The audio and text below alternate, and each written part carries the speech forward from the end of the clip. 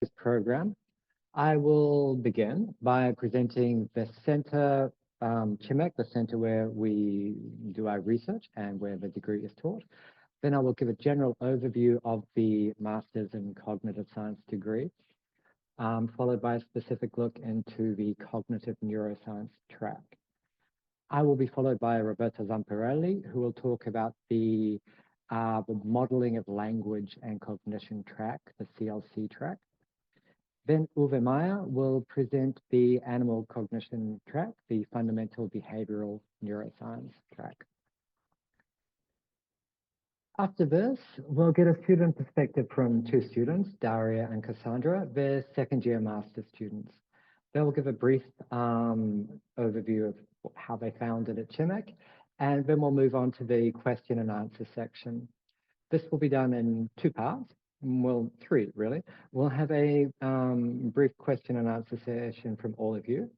Then we'll move you to a separate room with Dariia and Cassandra so you can ask them questions about what it's like to be a student at CIMeC, what it's like to live in Roberto in this region, and all of those kind of things. While that's going on, I'll wait around in the main room. And once you've finished there, if you have any other questions, I'll be available to answer them. So my name's Scott Fairhall. I'm the coordinator of the master's degree here. I think there are three things which set apart the master's degree at CIMeC. The first is the international environment. So the master's degree here provides an unparalleled chance to study in English, in Italy, in an international environment. The environment's international not just because of the faculty, the majority of whom have either come from overseas or worked overseas for extended periods, but also because of the student body. We reserve 35 out of 80 above places for people from outside of the EU. Typically, how this manifests is our degree intake ends up with students who have completed their bachelor's degree, with about half of those coming from Italy, and the other half coming from elsewhere, either from Europe or elsewhere across the world. So what we end up with is a very diverse background of students, which creates a really both socially and academically invigorating environment. The second thing which sets us apart, I think, is the interdisciplinary nature of our degree. We combine different techniques, different measures, different disciplines, and this provides our center and our degree with a very modern perspective on the cognitive sciences and cognitive neuroscience. The third point is the emphasis we have on research-based learning.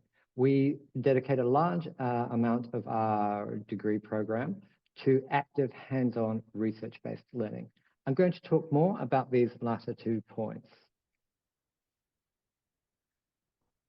So the interdisciplinary nature of the CIMeC, of the center, is captured by our faculty. The faculty incorporates researchers from psychology and the cognitive science, but also from other areas, such as cellular and integrative biology, medicine, informatics, as well as physics and maths. These combine together to create different ways of looking at questions and how the brain works. This is further reflected in the layout of our center. We have 5 main kind of research arms, 5 main labs. The first is the neuroimaging facility, where we conduct our magnetic resonance, magnetic encephalography, and TMS studies. This is located in our new faculty that was opened a few months ago in the Manifattura. In Palazzo Fedrigotti, where I'm sitting now, we have our EPL and CLC labs. The EPL is the experimental psychology lab. Here we do research on psychophysics, eye tracking, kinematics, and multisensory research, as well as the baby lab, where we do our developmental psychology research. The CLIC group looks at the theoretical and computational aspects of language to try and understand how language works from a theoretical basis, but also how this interacts with the computational models we have of language. It has a long history of doing this for the last 10 or 15 years, and it's very well placed to take advantage of a recent surgence we've had in large language models. The other group we have, located at the Manufactura, is the Animal Cognition and Neuroscience group. These researchers do neurobiological research on animals, invasive methods for measuring neural processes, and they tie that back to animal behavior. So we get insights into behavior from multiple levels. Finally, we have the CIREN, which is our Center for Neurocognitive Rehabilitation.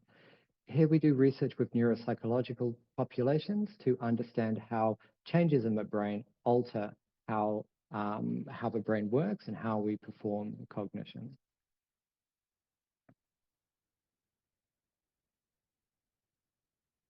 And this way, the CIMeC Masters is a truly interdisciplinary degree.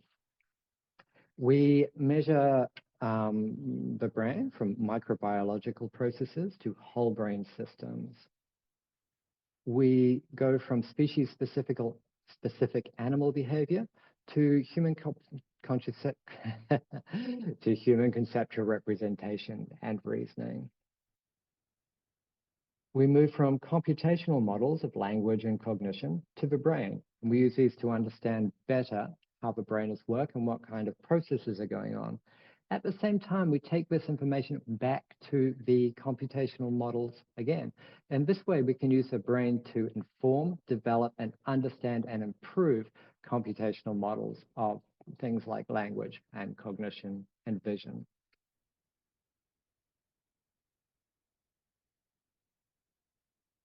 This diversity is captured in the multiple ranges of measures we use. My presentation has frozen. Okay, which range from calcium imaging, neurotransmitter tagging, neuropsychological investigations, brain stimulation, functional magnetic resonance imaging, magnetoencephalography, things like eye tracking, as well as artificial intelligence, such as deep neural networks and large language models. So collectively, these all contribute to what I would characterize as a truly, not nominally, interdisciplinary center and degree program, which I think is one of the greatest strengths we have in this degree.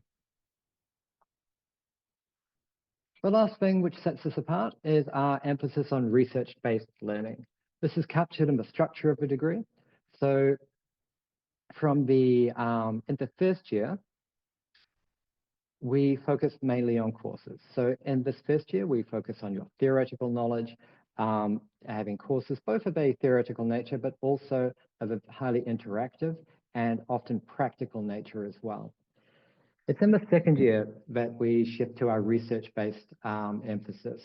So in this year, you'll take 2 advanced courses, and the rest of your time will be spent doing hands-on research, such as internships, and specifically the internship and the thesis. A master's degree is set up to be 120 credits. About 60% of these will come from the courses, and these are composed of both the compulsory courses, which you have to do, and elective courses, where you get to select specific courses which are of interest to you. We'll talk more about these in the second part of this presentation when we talk about the specific tracks. For now, I want to focus on the research-based elements. So 40% of a degree program, 40% of your credits come from research-based activities. The first division of this is the internship. Here you work within a lab, learning their techniques for approaches, the types of questions they address and answer, and you get the skills and knowledge to understand what's going on in a practical, hands-on way. The internship is worth 15 credits, which corresponds to about 375 hours.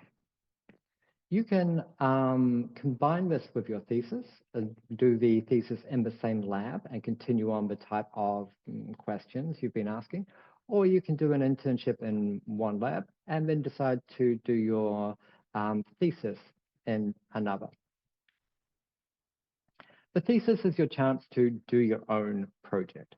So here you you formulate the questions which want to be asked, you understand how the analyses can be performed to address these questions, you perform the research, and you write up the results of your study. So at its best, a thesis is an encapsulated research experience. When it comes to working out where to do your research projects, your research experience, the CIMeC has more than 40 principal investigators. This means that there are a broad range of areas in which you can do your research. So you can find a number in terms of the questions you might be interested in terms of the methods and ways of asking and answering these questions. You have a broad range of different options where you might be able to do this research, which is beneficial in that it means that you have many opportunities to really focus on the things which are most interesting to you. We also have an excellent PI to student ratio. So we have about 4 students to every 1 faculty. This not just means that you'll get personalized attention from during your research experience, but it also has allowed us over the last 2 years to build a good selection of really small, focused, interactive classes, which look both at theoretical issues, about really understanding the nuance and thinking critically about complex issues, but also it's been made possible to introduce more and more practical classes where you learn hands-on skills as part of your theoretical education. Finally, we have many PhDs and postdocs here, which serve to enrich and invigorate the educational and research environment.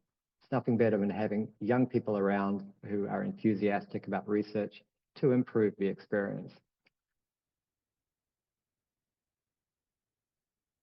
In terms of outcomes, the CIMeC is a research-based degree, and about 70% of our students, oops, sorry, I knew I got ahead of myself.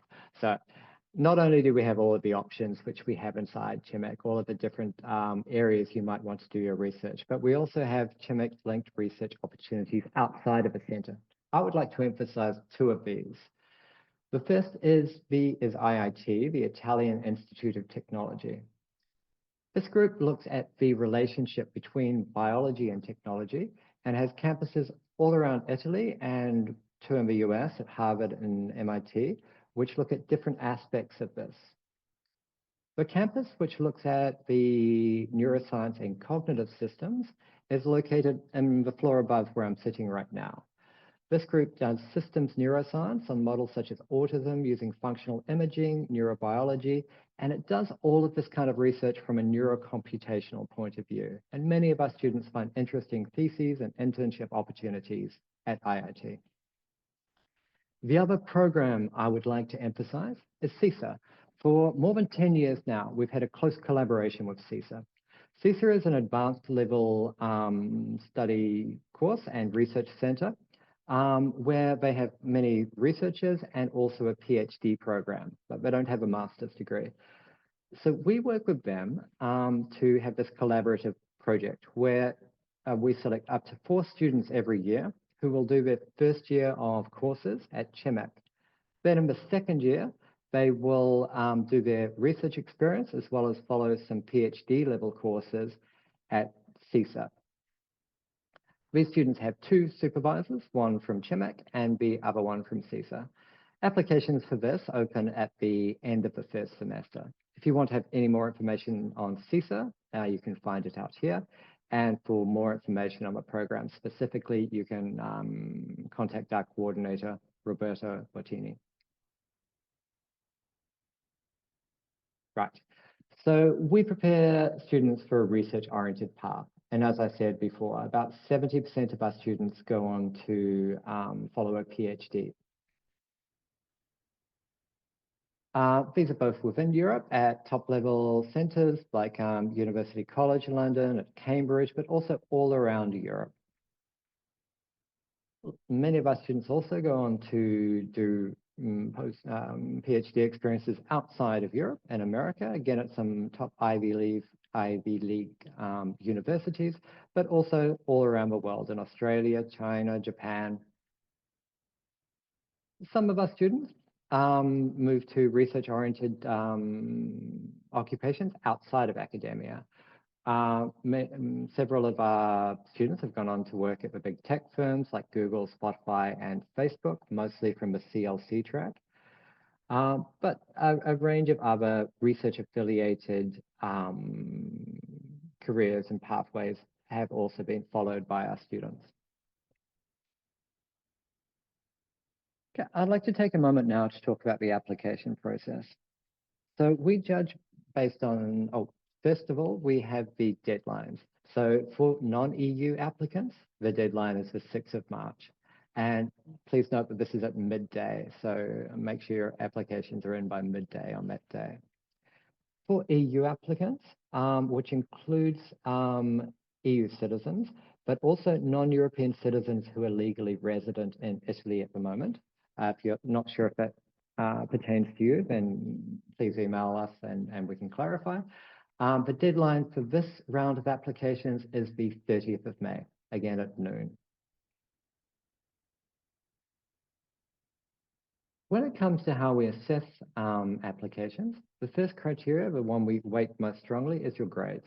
So the most important thing you can do to have a successful application is really to focus on your studies and your grades this coming semester. On top of that, we have one reference letter. This is technically optional, but it's strongly recommended. It can change from year to year, but historically, this accounts for about 5% of your assessment. So it's very important to provide a reference letter, and you'll be penalized. It's a very competitive entry process, and you'll be penalized if even losing 3 or 4% can cost you a position. Another thing we look at is the CV. It's important when applying for any position, whether it be a studentship or a job, to tailor your CV, to reformat and redo your CV for that specific application. So here it's important to highlight the relevant skills, the ones which are most relevant to our program, and also to highlight the research experiences you've had. Again, here it's also a good idea to underscore, to highlight any extra education you've had. In this context, it might be a internship or a diploma you've received, or even if you have multiple degrees.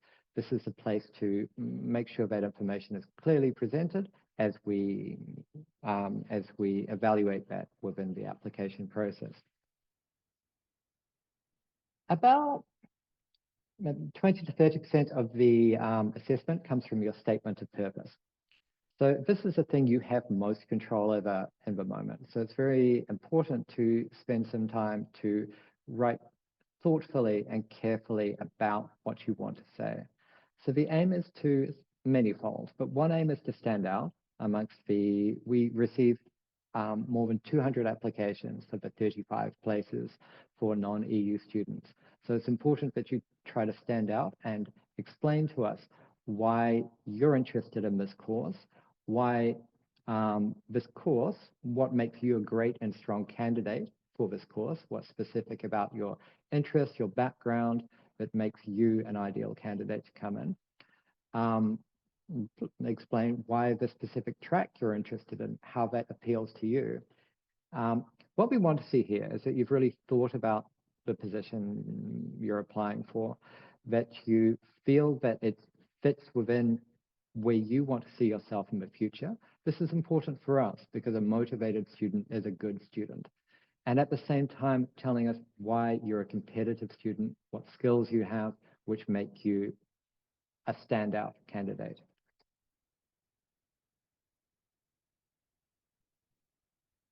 There are scholarships and subsidized housing available for non-EU students living abroad. There is scholarships for top applications. So we base this judgment based on your ranking and absolute score as well for some aspects in the evaluation process. So there's a fee exemption, which has a sliding scale. So the top applicants pay no fees, and as the evaluations progress down, then the subsidy also goes down. And we have a scholarship this year for the top 6 applicants will receive a scholarship on top of that. Housing costs are subsidized by the university, by the opera of the university. For EU students, fees and scholarships are means tested. So that means that they are determined based on the financial situation of the student. And the same applies to the housing.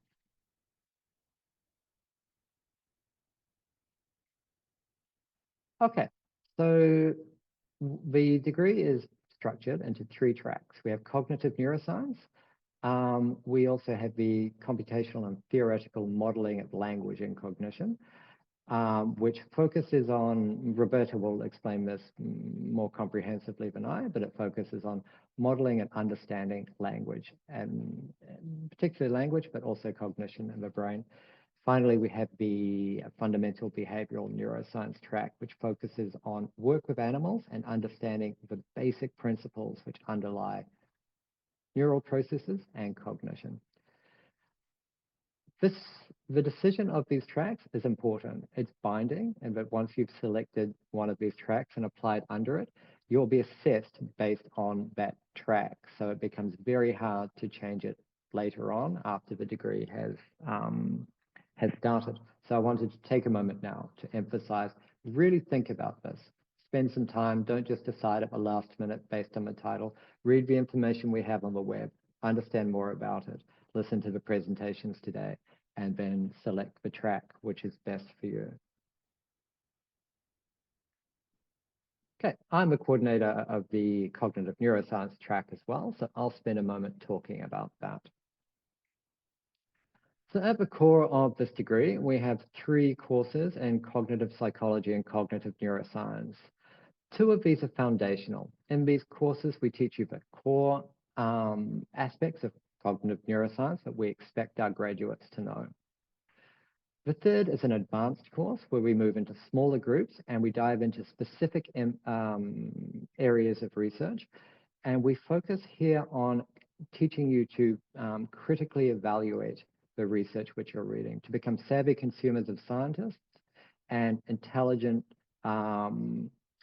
performers of research, to really to increase your critical thinking as it comes to sciences. On top of this, we have a Neural Foundations course, which focuses on the neurobiology of cognition and thought.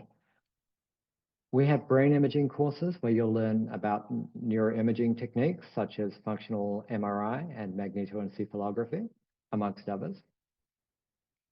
We have a new course this year which looks at brain asymmetries in language and cognition, and it does so from a neuropsychological point of view. And we have the supportive courses which provide you the skills which are necessary nowadays to be able to perform quality research. These are computer programming, 1 course in that, and we also have a 2nd course in research design and analysis, including statistics. These are the core compulsory courses which form the center of our degree program. But on top of this, we have a wide range of courses which allow you to specialize and follow your specific interests. These range from areas such as clinical neurology and neuropsychology to different brain disorders to the animal models and courses you can select from the other programs. We have neuroimaging-based courses ranging from introductory, fundamental hands-on courses in these methods to more advanced version of these with more complicated analysis, to brain stimulation, to more advanced implications of these neuroimaging techniques. We have further supportive courses such as mathematical bases behind the cognitive science or scientific communication, where you learn to effectively communicate the results of your scientific work. And we have a wide range of, my computer's frozen again, a wide range of courses in cognitive psychology, including infant development, developmental psychology, things like affective neuroscience, multisensory perception, and a range of courses which really allow you to tailor the degree experience you have. On top of that, as I mentioned, some of these courses are taken from the other tracks. It's perfectly acceptable for you to take compulsory courses from other tracks. The best way to do this is in your second year, as it will fit much more nicely into your timetable. But using that space, you can create a truly tailored degree and get exactly what you want. Okay, from here I'll thank you and I'll pass you on to Roberto Zamparelli, who will talk about the CLC track. Thank you, Scott. Let me share the slides. Right. Okay. Let's share.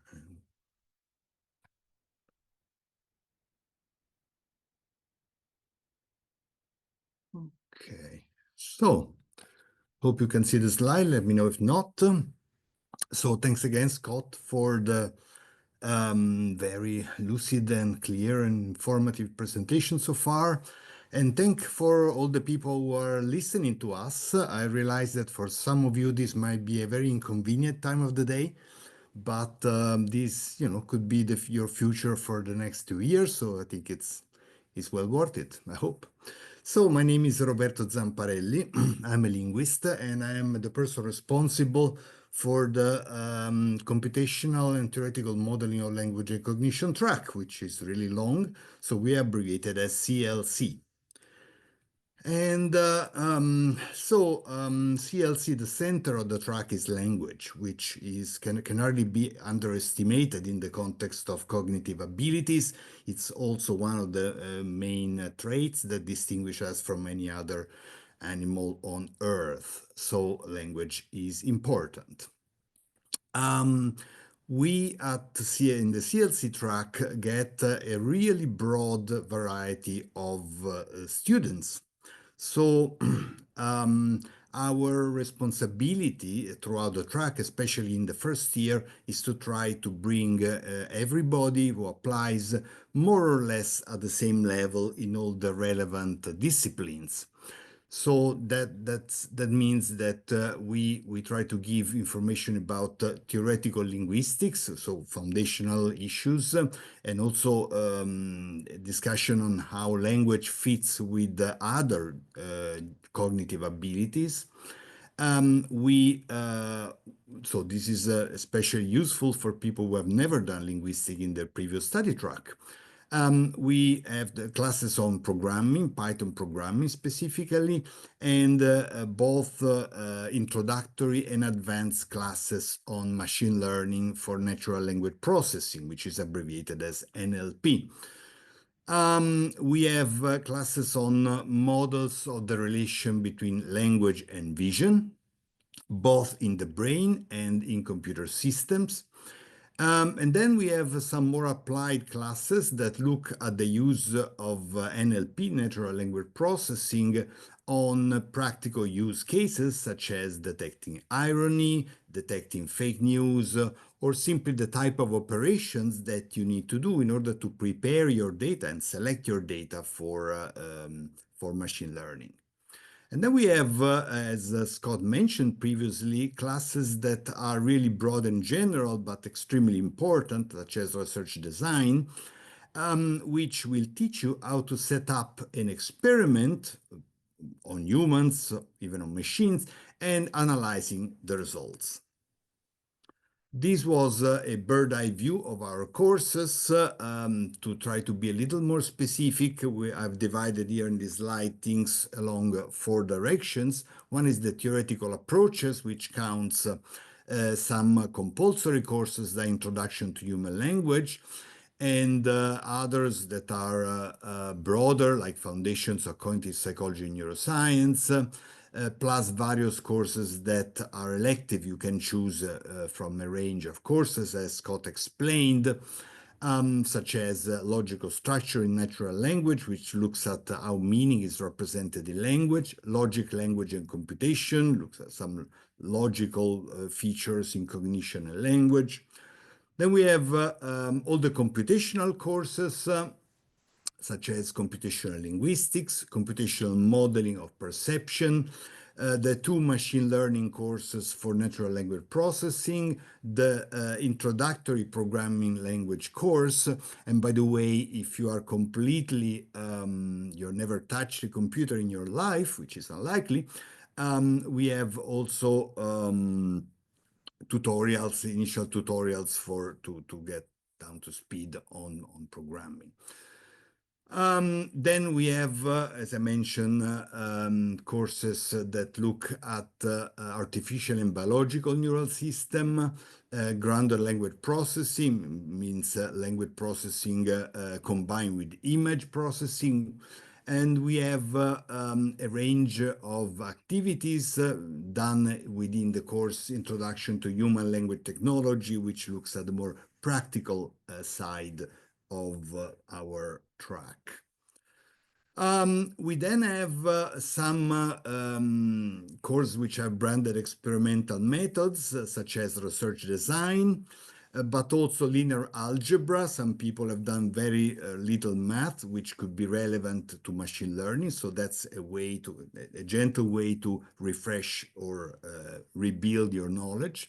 And we have courses on behavioral methods, such as language and social cognition, advanced topics in reasoning and decision-making, which ties language with decisions, and semantics and cognition, which again looks at the relation between language and other cognitive abilities.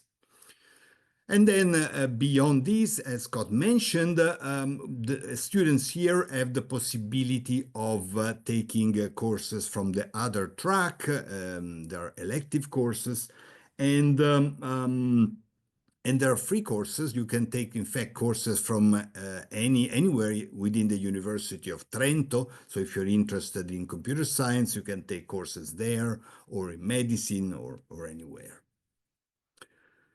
Now, in general, the people from this master come from all over the world. The CLC track is no exception. So about half of the students come from Italy. We had in the past strong presence of people from Turkey, from Iran, from Russia, fair number from India, Ukraine, some from Canada, Mexico, and the USA. In terms of background, we have, as I mentioned before, a really mixed situation. So some of our students have studied linguistics before, others have studied cognitive science or computer science. These are probably the 3 more represented provenances. But then psychology, we had several students in philosophy, some did translation studies or even literature study in some case. Some worked on language pathology, on teaching people how to overcome speech deficits. Other came from math or physics or other things. So as I mentioned, a lot of what we do at the beginning is to try to take the best of your experience, because you all know aspects that the other students don't know, and you lack aspects that the other students have. So we have to try to strengthen the place, make use of your ability, but also cover the gaps. We have CLC is connected to a part of CIMeC called CLIC, and as Scott mentioned again, this master is very research oriented. So it might be interesting for you to know what type of research we do here within the language group, let's say. Typical questions that we address are, some are canonical, if you want, a linguistic question, like, to what degree can language across the world vary? What are the universals of language?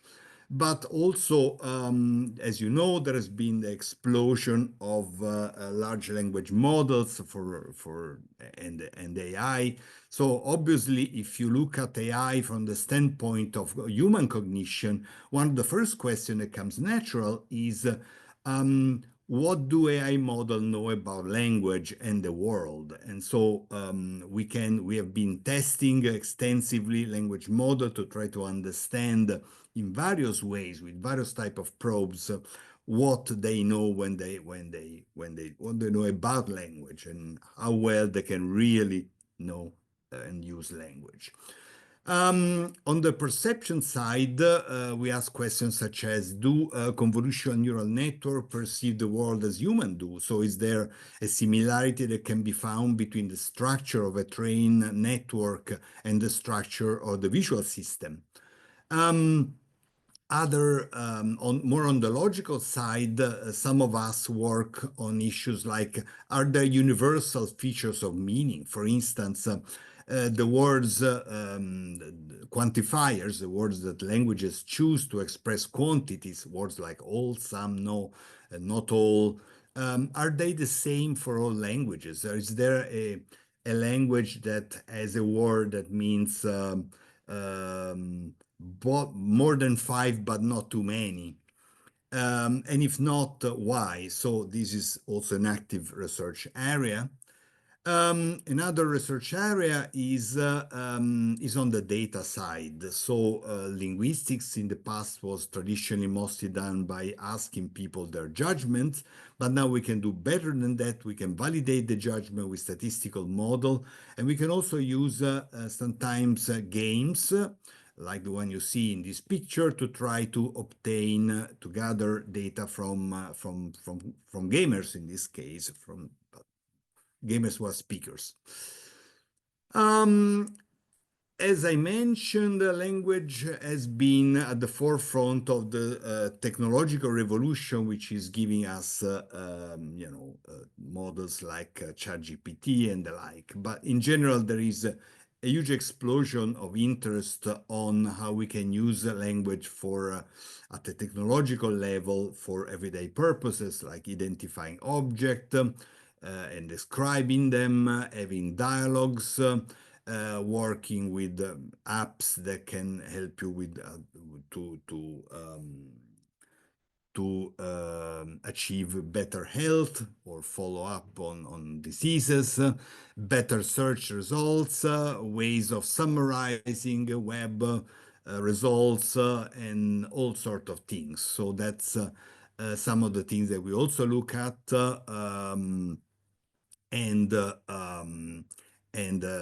there is this, as you know, this is an exploding field. So there is really a lot to find out here and a lot to do in the future.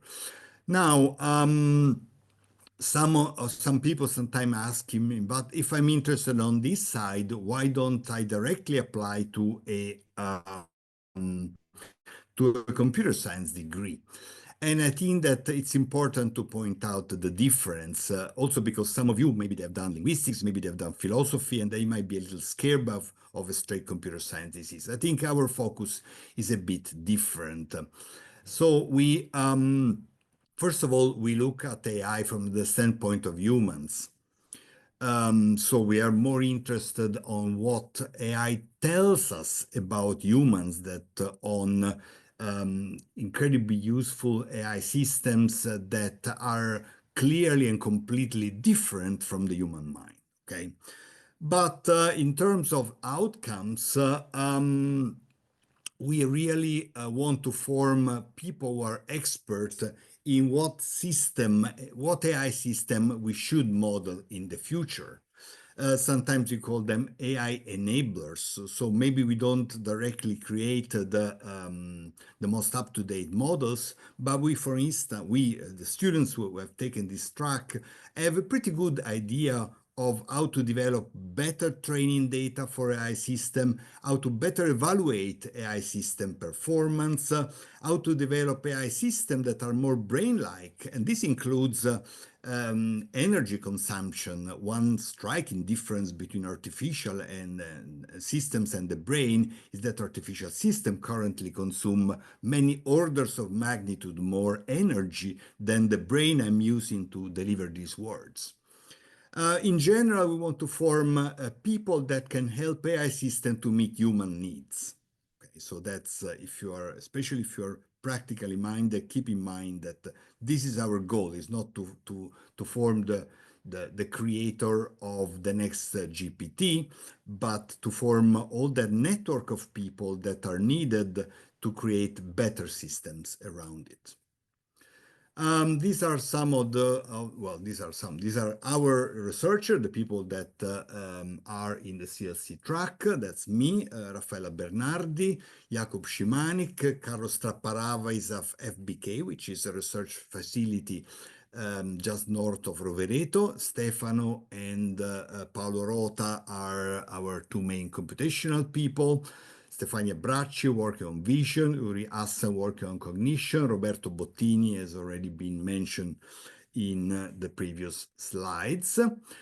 And we are linguists, we are logicians, we are cognitive scientists, neuroscientists, and computer scientists. So there is quite a variety even within our faculty. And our students quite commonly go on to continue with the PhD, some in fairly prestigious places like Harvard, but others have gone directly to do to be employed by companies. We have Lara, who came from a philosophy degree that was immediately hired by Google. We have quite a successful range of people, and in fact, in terms of employability without even skipping the PhD, I think that the CLC track has a particularly good record, because at the moment there is a need for people with the sort of background we develop. So that's all I need to say, I believe. If there are questions, maybe maybe after Uri has presented the third track, I'll be happy to answer them. Thank you.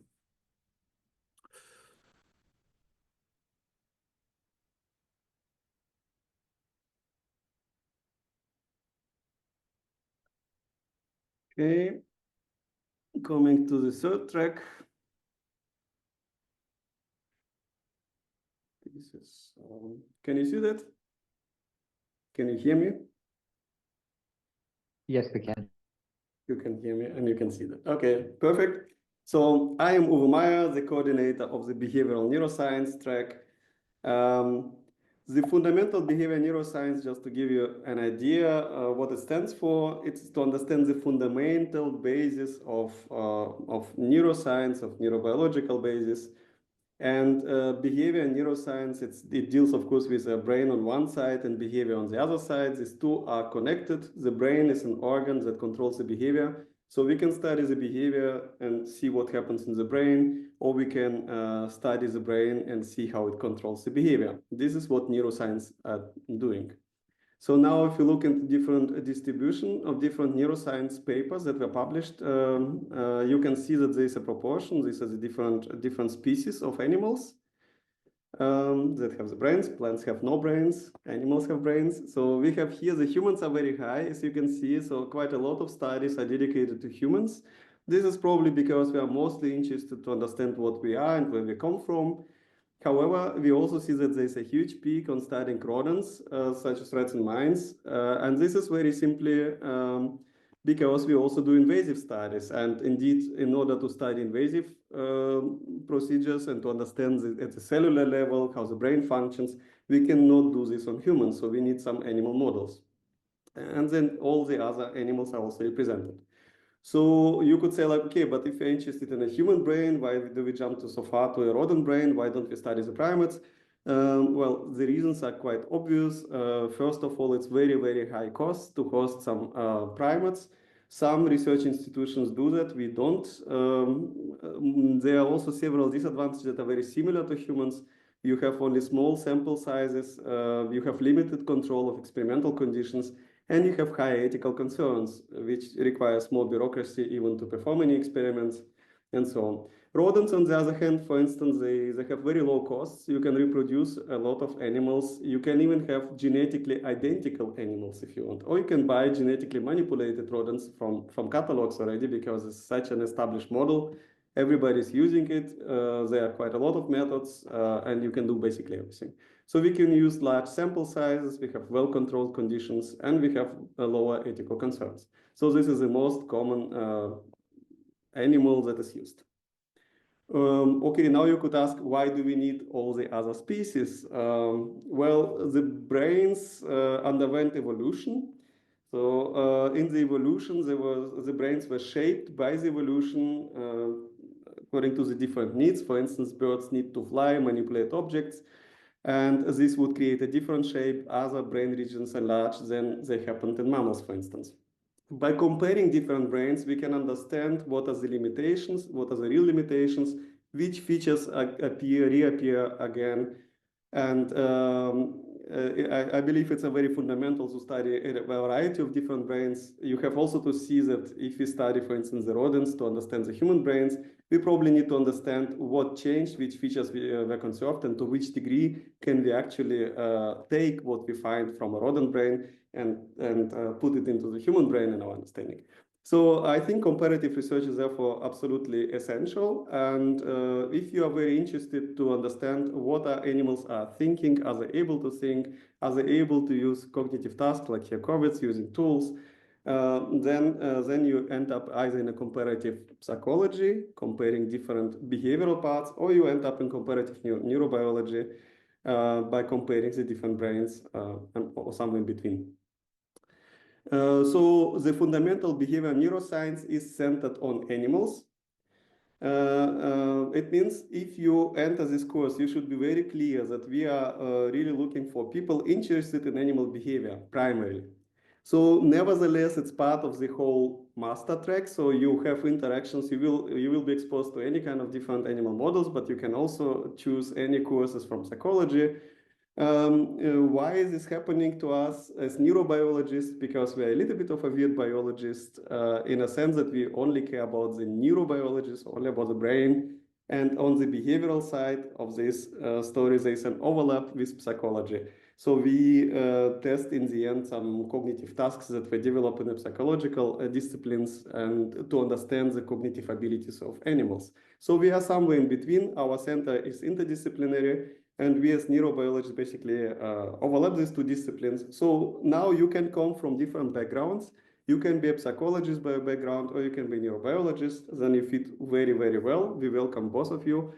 And if you come from any other backgrounds, fine for us, philosophy or anything else. There are some philosophical aspects. For instance, do animals have consciousness and so on. So the main point is that you should be interested in using animals as animal model and in neurobiological approaches. So what kind of animals do we have currently? We have our animal cognition and neuroscience laboratories. Yes, we have rodents, of course. We have domestic chicks as a representative of the avian clade. Birds developed highly cognitive abilities, and domestic chick is a cheap animal model that can be used as a developmental model. So we use it quite a lot. We have different species of fish, and we also have invertebrates such as bees and flies. Spiders, we have recently added spiders, and these are our species mostly.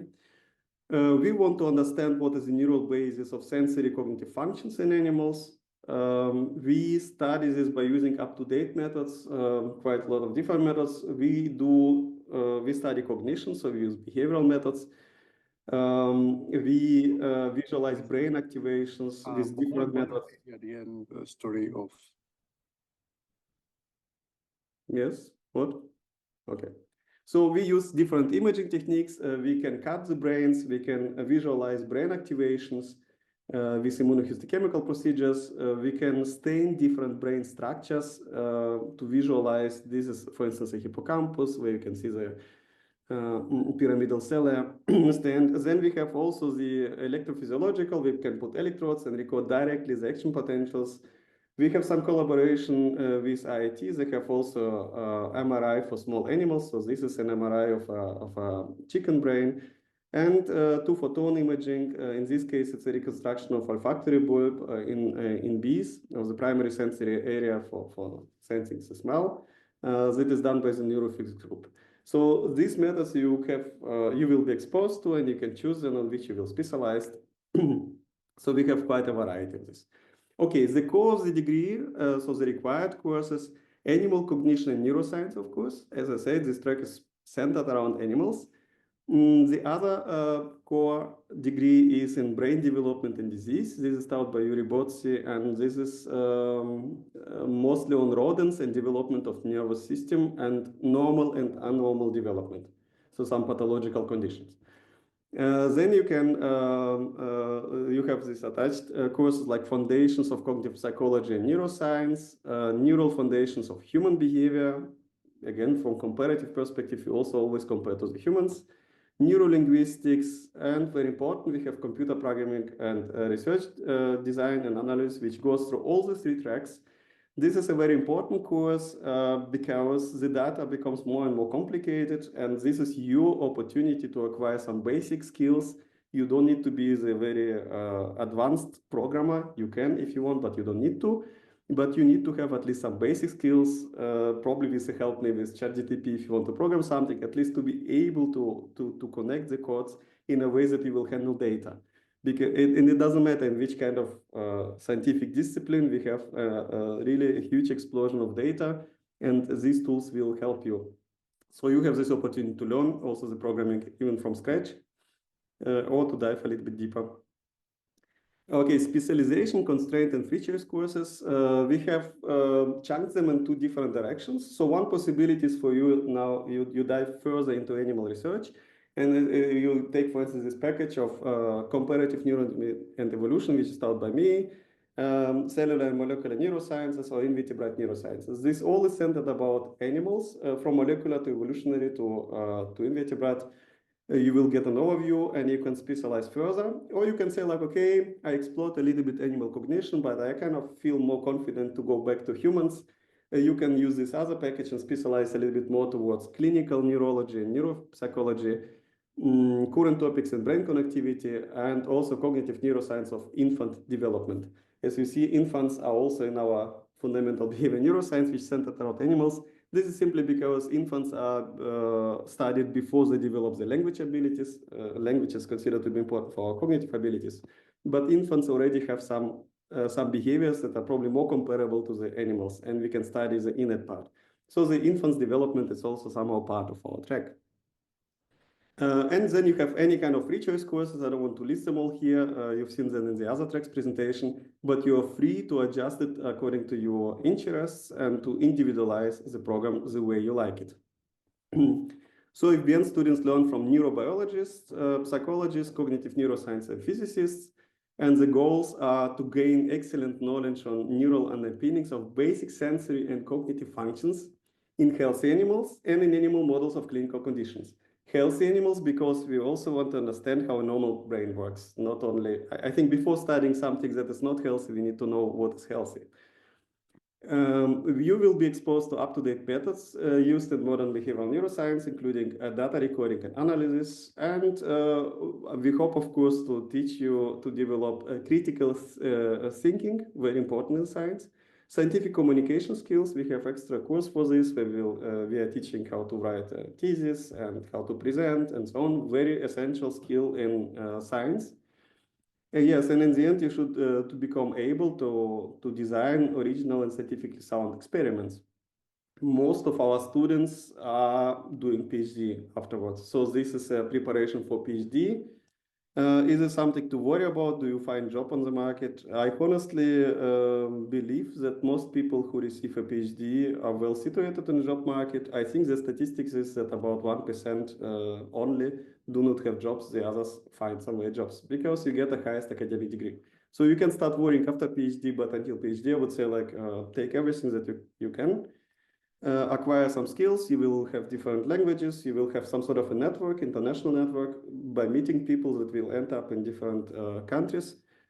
And so therefore I see this as a very interesting opportunity, but you need somehow to be passionate about science. You need to have an interest in science, and in our FBN track, also interested in animal cognition. I think that's it.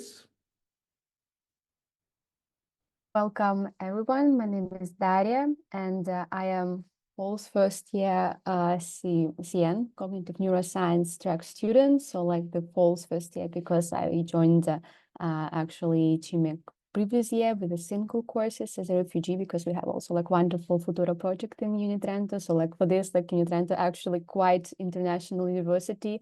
And I guess it's like the only university in Italy that provides this kind of program, like in Italy. For me, like my bachelor background is political science. So I guess for this, you can definitely say that this program is very interdisciplinary.